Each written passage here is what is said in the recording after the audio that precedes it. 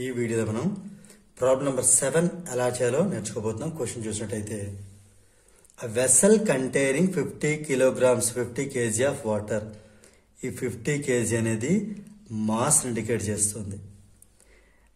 Water is placed at a height of 15 metre. ఈ water నట ఎంత హైట్ లో పెట్టే మనం హైట్ అంటే హెచ్ తో డినోట్ చేస్తాం.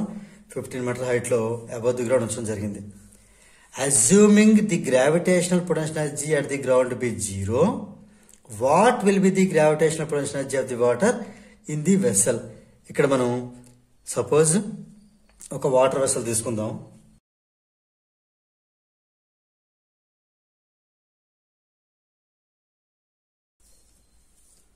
ఓకే, ఇందులో 50 kg ఆఫ్ వాటర్. ఇక్కడ ఉన్న వాటర్ వెయిట్ ఎంత అంటే దాని మాస్ ఎంత అంటే 50 kg. ఇది ఎంత హైట్ లో ఉంచబడింది? 15 మీటర్స్ గ్రౌండ్ నుంచి.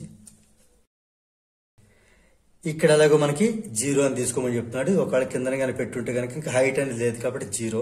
ఇప్పుడు ఈ సిచ్యువేషన్ లో ఇక్కడ దీని మీద యాక్ట్ అయ్యేటటువంటి గ్రావిటేషనల్ పొటెన్షియల్ ఎనర్జీ ఎంత అనేది మనం ఫైండ్ అవుట్ చేయాలి. యాక్చువల్గా ఇక్కడ మనం ముందు గివెన్ డేటా రాద్దామా.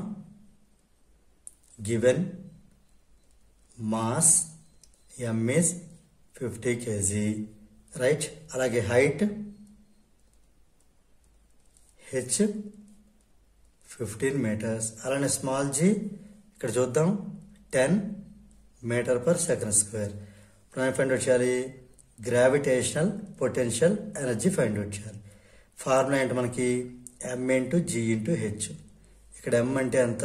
50 kg, g అంటే 10, ఇది వచ్చి 15 అంటే 5 1 jar 5 5 3 75 00 ఎనర్జీ కాబట్టి జౌల్. సో ఇక్కడ మనకి ఏంటంటే therefore the gravitational potential energy of the water in the vessel is 7500 joule.